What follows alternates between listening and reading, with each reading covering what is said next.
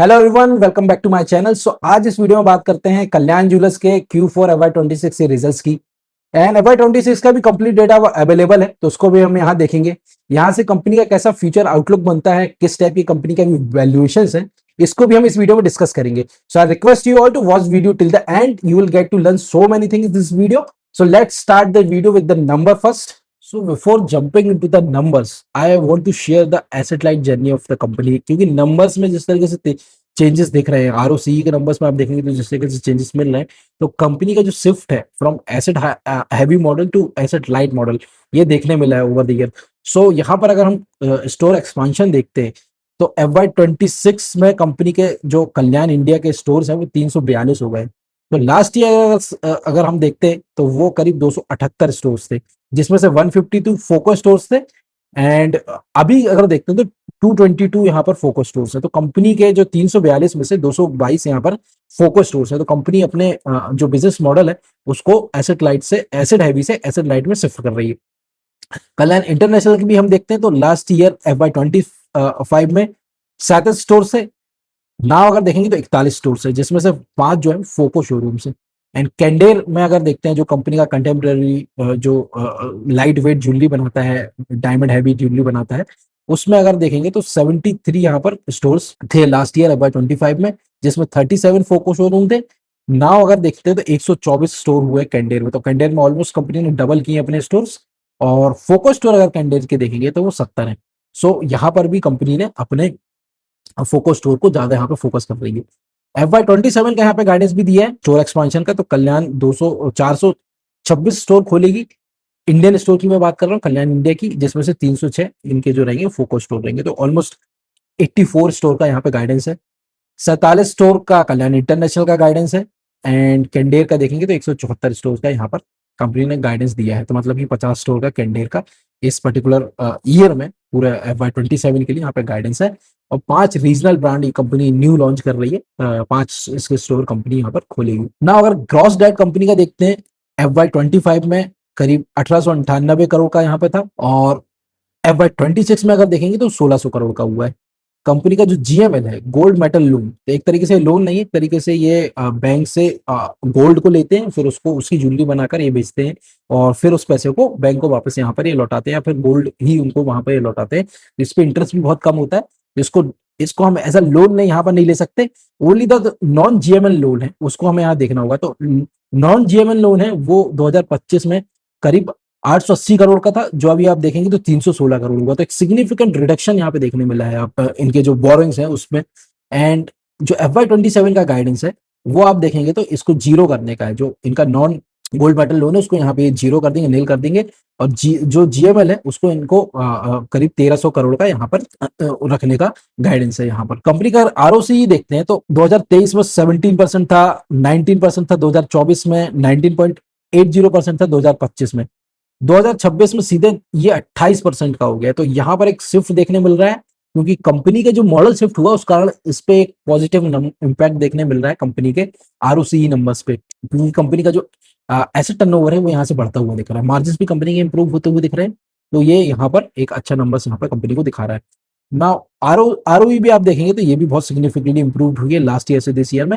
15.90% था, जो कि अभी 24.40% इस पर्टिकुलर क्वार्टर में, इस पर्टिकुलर ईयर में FY26 में ये होते हुए दिखा है। एंड कंपनी का क्रेडिट रेटिंग भी देखेंगे तो वो भी यहाँ पे इंप्रूव होती हुई दिखी है ना। अगर Q4 के नंबर्स देखते हैं इंडियन बिजनेस के, तो कंपनी ने 24 नेट शोरूम्स कंपनी ने इस पर्टिकुलर क्वार्टर में ऐड किया है।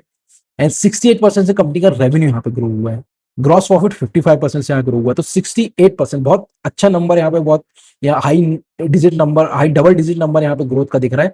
सो इतनी अच्छी ग्रोथ कैसे आ रही है? इतनी इस ग्रोथ का रीजन आप देखेंगे, अगर ग्रॉस प्रॉफिट में आपको ये दिख जाएगा, ग्रॉस प्रॉफिट ओनली 55% से हुआ है और ये 68% से ग्रो हुआ है। तो दोनों के बीच गैप ये दिखाता है कि जो रेवेन्यू में इतना अच्छा उछाल आया है, उसका रीजन जो गोल्ड प्राइस बढ़ना है वो यहाँ पर भी है। वॉल्यूम ग्रोथ तो आई है, वॉल्यूम ग्रोथ के साथ साथ जो कंपनी का जो गोल्ड का प्राइस यहाँ पे बढ़ा है, उस कारण रेवेन्यू में इतनी अच्छी जंप यहाँ पे देखने मिली है। तो ये सस्टेनेबल तो नहीं है एक तरीके से इतनी हाई ग्रोथ, लेकिन इसको देखना होगा कि अगर गोल्ड के प्राइस में चेंजेस आते हैं तो यहाँ से ग्रोथ कैसी दिखती है। नंबर्स अभी तो बहुत यहाँ पे स्ट्रॉन्ग है, 68% रेवेन्यू यहाँ पे ग्रोथ दिखी है। EBITDA आप देखेंगे तो 76% से ग्रो हुआ है, तो ये बहुत हेल्दी यहाँ पर है, क्योंकि अगर रेवेन्यू से अच्छा EBITDA दिख रहा है, it means company has got operating leverage. Company के जो खर्चे हैं, ऑपरेशन खर्चे हैं, वो यहाँ पर कम होते हुए दिखे हैं, और रेवेन्यू 68% से हुआ है, लेकिन EBITDA यहाँ पर 76% से ग्रो हुआ है ना। अगर पैट यहाँ देखते हैं तो पैट और भी अच्छे से यहाँ ग्रो हुआ है, 97% से यहाँ पे पैट ग्रो होते हुए दिखा है। तो ये बताते हैं कि कंपनी का एक फाइनेंशियल लीवरेज भी यहाँ मिल रहा है, और अदर इनकम भी यहाँ देखना होगा, क्योंकि अदर इनकम का भी यहाँ पर रोल हो सकता है, क्योंकि पैट इतना अच्छा ग्रो यहाँ पर हुआ है, तो आगे उसके नंबर्स हम देखेंगे ना। अगर यहाँ पर SSSG नंबर देखते हैं तो साउथ के SSSG देखेंगे तो 29% यहाँ पर देखने मिली है, एंड नॉन साउथ के SSSG देखते हैं तो 62% देखने मिली है। आप देखेंगे तो साउथ की 29% देखने मिली, क्योंकि साउथ के जो स्टोर्स है, क्योंकि साउथ की ही कंपनी है, वहीं से इनके स्टार्ट हुए थे, इनके इनिशियल स्टोर्स वहीं पर थे, तो वहां पर जो SSSG है, सेम स्टोर सेल्स ग्रोथ, वो क्योंकि रिलेटिवली पुराने स्टोर्स थे, तो वहां पर ये कम देखने मिला है। और नॉन साउथ मतलब कि जो नॉर्थर्न पार्ट है, जो ईस्टर्न पार्ट है, वेस्टर्न पार्ट ऑफ कंट्री है, मिडिल ऑफ कंट्री है, वहां से करीब इनके जो SSG है वो 62% से ग्रो हुई, तो बहुत हाई नंबर है ये भी ग्रोथ का, बहुत अच्छा यहाँ पे नंबर है, और रिलेटिवली न्यू स्टोर है, क्योंकि इस पर्टिकुलर रीजन में, इस कारण यहाँ पर ये ग्रोथ भी हाई यहाँ पर देखने मिल रहा है SSSG। सो अच्छे नंबर है। स्टड रेशियो देखेंगे तो वो भी यहाँ पर एज इट इज है, 3.2% है, जो कि देखेंगे लास्ट ईयर सेम क्वार्टर में 31.1% का यहाँ पर था, तो उसमें कोई बहुत ज्यादा चेंजेस नहीं है, डिक्लाइन नहीं हुआ है। इसका मतलब है कि जो नई ज्वेलरी भी बेच रहे हैं तो उसमें भी स्टड रेशियो डायमंड ज्वेलरी जो है वो बेच रहे हैं, क्योंकि डायमंड में ज्यादा मार्जिन होता है। स्टड रेशियो अगर इंप्रूव होता है तो कंपनी का ओवरऑल जो मार्जिन है जो वो यहाँ पे इंप्रूव होते हुए दिखते हैं। सो स्टड रेवेन्यू भी यहाँ पे 69% से यहाँ पे ग्रो हुआ है, एंड 45 एंड गोल्ड रेवेन्यू देखेंगे तो 64% से यहाँ पे ग्रो होते हुए दिखा है। तो अच्छे नंबर हैं, ये भी स्ट्रॉन्ग नंबर्स यहाँ पे देखने मिले ना। अगर मिडिल ईस्ट के इनके अगर Q4 की यहाँ पे परफॉर्मेंस समरी देखते हैं तो रेवेन्यू यहाँ पे 37% से ग्रो हुआ है, तो एक्सपेक्टेड भी था, क्योंकि मिडिल ईस्ट में जिस प्रकार से वॉर चल रही थी और जिस तरीके से पैनिक की सिचुएशन थी, उस कारण यहाँ पर 37% की ही ग्रोथ देखी, डिमांड वहां पे एकदम नहीं थी।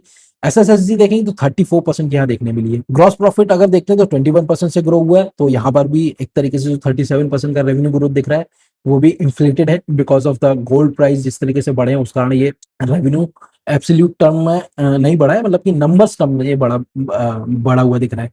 EBITDA देखेंगे तो 34% से यहाँ ग्रो हुआ है, तो रेवेन्यू से EBITDA कम ग्रो हुआ है, तो यहाँ पर आप देखेंगे कि ऑपरेटिंग डी लेवरेज यहाँ देखने मिल रहा है। पैट देखेंगे तो 75% से ग्रो हुआ है, तो पैट बहुत अच्छे से यहाँ पे ग्रो होते हुए दिखा है। एंड नंबर ऑफ शोरूम देखेंगे तो 2 शोरूम कंपनी ने ऐड किए, 36 से 38 यहाँ पे किया है। एंड स्टडीड शेयर अगर देखेंगे तो वो यहाँ पे 15% का है वर्सेस 19% YOY, तो यहाँ पे स्टड रेशियो भी यहाँ पे नीचे आते हुए दिखे, इस कारण इनका जो EBITDA है वो भी यहाँ पे शायद कम दिख रहा है। सो कंसोलिडेटेड परफॉर्मेंस अगर मैं देखता हूँ इंडियन बिजनेस और इंटरनेशनल बिजनेस को अगर मिला के कंसोलिडेटेड बिजनेस से अगर यहाँ पे देखते हैं तो रेवेन्यू देखेंगे तो 66% से ग्रो हो रहा है, ग्रॉस प्रॉफिट देखेंगे तो 55% से ग्रो हुआ, तो जैसे मैंने बताया कि गोल्ड के प्राइस के कारण रेवेन्यू 66% से यहाँ पे बढ़ा हुआ दिख रहा है। EBITDA 84% से यहाँ ग्रो हो रहा है, तो कंपनी को ऑपरेटिंग लीवरेज भी मिला है। पैट देखेंगे तो 118% से यहाँ पे ग्रो हुआ, तो बहुत अच्छे नंबर, बहुत स्ट्रॉन्ग नंबर यहाँ पे देखने मिले हैं। ROE ROC तो हमने यहाँ पे देखा ही ऑलरेडी, यहाँ पे बढ़ते हुए देखा, लेकिन इन्वेंट्री टर्नओवर, क्योंकि रिटेल बिजनेस के लिए बहुत इंपॉर्टेंट नंबर होता है, तो इन्वेंट्री टर्नओवर भी यहाँ देखेंगे तो यहाँ पे बढ़ा हुआ दिख रहा है, मतलब 3.4x यहाँ पर इन्वेंट्री टर्नओवर हुआ, तो ये दिखाता है कि ओनली गोल्ड के प्राइस बढ़ने से यहाँ पे बिजनेस नहीं आया है, यहाँ पर एक तरीके से रियल इन्वेंट्री चल हुई है, मतलब इन्वेंट्री भी यहाँ पे बढ़ी है, आपने प्रोडक्ट को यहाँ पे तेजी से बेचा है, तो ये यहाँ पर अच्छा नंबर है। सो इंडियन बिजनेस की अगर यहाँ पे इनकम स्टेटमेंट देखते हैं तो हमने ऑलरेडी देख चुका कि 68% से यहाँ पर रेवेन्यू ग्रोथ हुआ है, 55% से यहाँ पे ग्रॉस प्रॉफिट यहाँ पे ग्रो होते हुए दिखा है। प्रॉफिट मार्जिन देखेंगे तो यहाँ पे नीचे आते हुए देखें due to gold price inflation. EBITDA देखेंगे तो 76% से यहाँ पे ग्रो हुआ है, एंड अगर क्वार्टर एंड क्वार्टर देखते हैं तो यहाँ पे डिक्लाइन होते हुए नंबर्स दिखे हैं। EBIT मार्जिन देखते हैं तो वो यहाँ पे इंप्रूव होते हुए दिख रहा है, लास्ट क्वार्टर देखेंगे तो 6.4% था, लास्ट क्वार्टर से नंबर यहाँ पे डिप होते हुए दिखे। एंड प्रॉफिट बिफोर टैक्स अगर देखते हैं तो 4.7% था लास्ट ईयर, दिस ईयर देखें तो 5.5% है, और लास्ट क्वार्टर देखते हैं तो 6.4% था, तो ये यहाँ से नंबर डिक्लाइन होते हुए दिख रहे हैं सिक्वेंशियल बेसिस पे, ईयर ऑन ईयर बेसिस पे तो बहुत अच्छे नंबर है। सिक्वेंशियल बेसिस पे नंबर्स डिप जा रहे हैं, क्योंकि लास्ट जो क्वार्टर में काफी फेस्टिव सीजन भी था, एक तरीके से वेडिंग के कारण, एक तरीके से एडवांस में जिस तरीके से लोग शॉपिंग करते हैं, तो उस कारण एक बड़ा बेस भी था लास्ट क्वार्टर का, तो उसके कारण यहाँ पे नंबर्स थोड़े से डिप जाते हुए दिख रहे हैं। बाकी और कौन कौन में क्लियर होगा कि रीजन क्या है इनका सिक्वेंशियल बेस पे यहाँ पे नेगेटिव नंबर डिक्लाइन होने का। पैट भी अगर देखेंगे तो 3.5% है, पैट मार्जिन भी यहाँ पे इंप्रूव होते हुए दिखे, 97% यहाँ पे पैट के नंबर्स यहाँ पे ग्रो हुए हैं। और लास्ट क्वार्टर ऑन क्वार्टर देखेंगे तो यहाँ ये भी नेगेटिव है। मिडिल ईस्ट बिजनेस का अगर देखते हैं तो मिडिल ईस्ट बिजनेस में सिक्वेंशियल तो ये नेगेटिव जाना ही था, क्योंकि जिस तरीके से वॉर के कारण यहाँ पर नंबर्स डिक्लाइन होते हुए दिख रहे थे। अगर EBITDA देखते हैं तो वो यहाँ पे डिक्लाइन होते हुए दिखा, ओनली 34% दिखा। तो उसका रीजन यहाँ पर जो है आप अगर देखते हैं तो उसका रीजन सबसे पहला तो जो 21% से ग्रॉस प्रॉफिट ग्रो हुआ है एंड 29% से जो एडवर्टाइजमेंट एंड जो प्रमोशनल खर्चे वो यहाँ बढ़ते हुए दिख रहे हैं। उस कारण कंपनी का जो EBITDA है वो यहाँ पर थोड़ा सा रेवेन्यू से यहाँ पे डिक्लाइन होते हुए दिख रहा है। ईबिट मार्जिन देखेंगे तो 44% यहाँ पे देखने मिल रहा है। तो जो डेप्रिसिएशन है बहुत ही नेग्लिजिबल, जो ओनली 13% है अगेंस्ट 37% के। तो ईबिट मार्जिन यहाँ इंप्रूव होते हुए दिख रहा है। एंड प्रॉफिट बिफोर टैक्स अगर देखेंगे तो 33% यहाँ पर देखने मिल रहा है। एंड पैट अगर यहाँ पे देखते हैं तो 75% से यहाँ पे ग्रो हुआ है। तो कंपनी को फाइनेंशियल लेवरेज भी यहाँ मिला है। आप देखेंगे अगर फाइनेंस कॉस्ट अगर यहाँ पर आप देखते हैं तो 53% से ग्रो हुई है। 66% से आप देखेंगे अदर इनकम यहाँ पे ग्रो होती हुई दिख रही है। तो अदर इनकम का एक बड़ा पार्ट यहाँ पर जो है कंट्रीब्यूट कर रहा है बिजनेस को ना। और कंसोलिडेट स्टेटमेंट देखते हैं कंप्लीट जो इनका बिजनेस है उसकी, तो 66% से यहाँ पर ग्रो हुआ है। वाई पहले नंबर्स देखते हैं तो 66% से यहाँ पर रेवेन्यू ग्रो हुआ है एंड 55% से यहाँ पर ग्रॉस प्रॉफिट ग्रो हुआ है। 84% से यहाँ पे EBITDA ग्रो हुआ है। तो EBITDA मार्जिन भी यहाँ पे इंप्रूव होते दिख रहे हैं। 6.5 से अगर देखेंगे तो 7.2% यहाँ पे देखने मिले। EBITDA मार्जिन भी इंप्रूव होते हुए दिखे। एंड अगर आप ईबिट देखते हैं तो 103% से यहाँ पे ग्रो हुआ, तो बहुत स्ट्रॉन्ग नंबर है। मतलब डेप्रिसिएशन देखेंगे तो बहुत लेस यहाँ पे देखने मिल रहा है, क्योंकि जो मॉडल शिफ्ट हो रहा है उसके कारण डेप्रिसिएशन भी यहाँ पे रिड्यूस हो रहा है। एंड अगर यहाँ फाइनेंस कॉस्ट देखेंगे तो 35% से यहाँ पे ओनली ग्रो हुई है अगेंस्ट 66%। तो उस कारण भी यहाँ पर जो है एक तरीके से पॉजिटिव इफेक्ट देखने मिल रहा है। और 155% 115% से यहाँ पर जो है प्रॉफिट बिफोर टैक्स देखने मिल रहा है। मार्जिन भी देखेंगे तो 4.1 था, यहाँ पे 5.2 होते हुए दिख रहा है। एंड अगर फाइनली पैट अगर यहाँ देखते हैं तो 118% से यहाँ पे पैट ग्रो होते हुए दिखा है। एंड मार्जिन भी आप देखेंगे तो 3% थे, जो कि अब 4% यहाँ पे पैट मार्जिन देखने मिले हैं। सो कंपनी को फाइनेंशियल लेवरेज एंड यहाँ पर ऑपरेटिंग लेवरेज, दोनों लेवरेज वाया यहाँ देखने मिले हैं। लेकिन Q&Q नंबर्स अगर देखते हैं तो यहाँ पर जो है देखेंगे तो नेगेटिव में सारे देखने मिल रहे हैं, डिक्लाइन होते हुए दिख रहे हैं। सो Q&Q इनका जो मिडिल ईस्ट बिजनेस है वहां से भी डिक्लाइन होते हुए दिख रहा है, जो इंडियन बिजनेस है वहां से भी डिक्लाइन होते दिखने मिल रहा है। क्योंकि जो लास्ट क्वार्टर था वहां पर डिमांड अच्छी थी, इस क्वार्टर उससे डिमांड यहाँ पर रिड्यूस होती हुई दिख रही है बिजनेस में। और अगर कंप्लीट ईयर के नंबर्स देखते हैं FY25 वर्सेस FY26, तो टोटल रेवेन्यू 43% से यहाँ पे ग्रो होते हुए दिख रहा है। ग्रॉस मार्जिन देखेंगे तो 43% से यहाँ ग्रो हो रहा है, तो सेम ही पेज से यहाँ ग्रो हुए हैं। EBITDA देखेंगे तो 64% से यहाँ ग्रो हुआ है। तो कंपनी को ऑपरेटिंग लीवरेज कंप्लीट ईयर में भी मिला है। एंड अगर पैट अगर यहाँ पे देखेंगे तो वो 89% से ग्रो हुआ है। सो कंपनी को यहाँ पर जो है financial leverage and operating leverage complete year में भी देखने मिल रहा है। कंपनी की जो अदर इनकम है वो भी 44% से यहाँ पे ग्रो हुई है, तो वो भी कंपनी को एक यहाँ पर हेल्प कर रहा है कंपनी के पैट में। सो अगर आप बैलेंस शीट देखते हैं, कंसोलिडेटेड बैलेंस शीट अगर यहाँ देखते हैं हम, तो कंपनी के डेट यहाँ पर देखेंगे तो डेट की हमने बात की तो डेट रिड्यूस होते हुए दिख रहा है। एंड कंपनी की इन्वेंट्री अगर देखते हैं तो सिग्निफिकेंटली यहाँ पे बढ़ी हुई दिखती है। तो इन्वेंट्री इतनी ज्यादा यहाँ पे बढ़ी है तो उसका रीजन जो गोल्ड प्राइस बढ़ा है, क्योंकि जो इन्वेंट्री उनके पास ऑलरेडी स्टैकअप रखी थी उसका प्राइस भी यहाँ पे बढ़ रहा है। तो उस कारण जो इनकी इन्वेंट्री के प्राइस है वो भी उस कारण इन्वेंट्री के नंबर यहाँ बड़े दिख रहे हैं। और जो 64 नए स्टोर्स खोले तो उसके लिए जो यहाँ पे गोल्ड इनने रखा था, क्योंकि नए इन्वेंट्री के लिए जो इनको जो है गुड्स तो रखना पड़ेगा, इनका जो प्रोडक्ट्स है इनको रखना पड़ेगा, उस कारण भी इनका जो प्राइजेस है जो इन्वेंट्री है वो यहाँ पर एलिवेटेड दिख रही है। सो और 68% आप देखेंगे अगर टोटल एसेट का यहाँ पे इन्वेंट्री है तो ये बढ़ी हुई दिखी। इसको भी कौन कॉल पे देखना होगा कि कंपनी इसको क्या रीजन देती है इतना बढ़ा हुआ, क्यों इतनी इन्वेंट्री बढ़ी हुई है। लेकिन अगर देखेंगे तो 65% का यहाँ पे एवरेज चल रहा था 3-4 साल से, अराउंड 65% टोटल एसेट का यहाँ पर इन्वेंट्री हुआ करती थी, अभी वो 68% पे, तो थोड़ी सी यहाँ पे एलिवेटेड यहाँ पे बढ़ी हुई दिख रही है। और रीजन हो सकता है कि जो वॉर है वेस्ट एशिया में जो वॉर चल रही है उस कारण भी वहां पर इन्वेंट्री का यहाँ पे इशू आ सकता है। सो इसको देखना होगा कौन कॉल में इसके बारे में कंपनी क्या यहाँ पे गाइड करती है। ओवरऑल जिस तरीके से कंपनी ने अपने मॉडल को शिफ्ट किया है तो कंपनी के ROC नंबर्स पे आप देखेंगे तो बहुत अच्छा यहाँ पे नंबर्स को जिस तरीके से इंप्रूव होते हुए दिख रहे हैं। सो यहाँ से कंपनी का आउटलुक बहुत अच्छा दिख रहा है। कंपनी का ग्रोथ देखेंगे तो बहुत ही स्ट्रॉन्ग यहाँ पे देखने मिली इस पर्टिकुलर क्वार्टर में। कंप्लीट ईयर की भी आप देखेंगे तो यहाँ पे 43% का यहाँ पर रेवेन्यू में जंप देखने मिला है।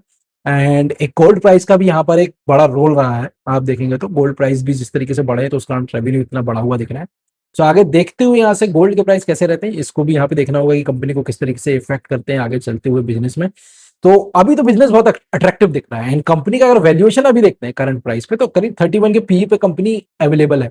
तो एक तरीके से अगर पैग रेशियो भी देखते हैं तो वो अंडर 1 में बन रहा है। तो कंपनी एक डिस्काउंट में एक तरीके से आप देख सकते हैं यहाँ पे मिल रही है। जिस तरीके से कंपनी में कुछ इश्यू भी थे, तो पुराने इश्यूज यहाँ पर जो मोतीलाल ओसवाल के साथ जो इश्यू था और जो इनका प्लेज का जो इश्यू था, तो उसके कारण भी यहाँ पर जो चीजें यहाँ पे देखने मिल रही थी खराब, तो उसको भी हमें यहाँ देखना होगा। उस कारण कंपनी की एक डी रेटिंग भी यहाँ पे हुई थी। तो यहाँ से कंपनी तो अट्रैक्टिव दिख रही है, but do not take as an stock recommendation because I am not SEBI register आ रही।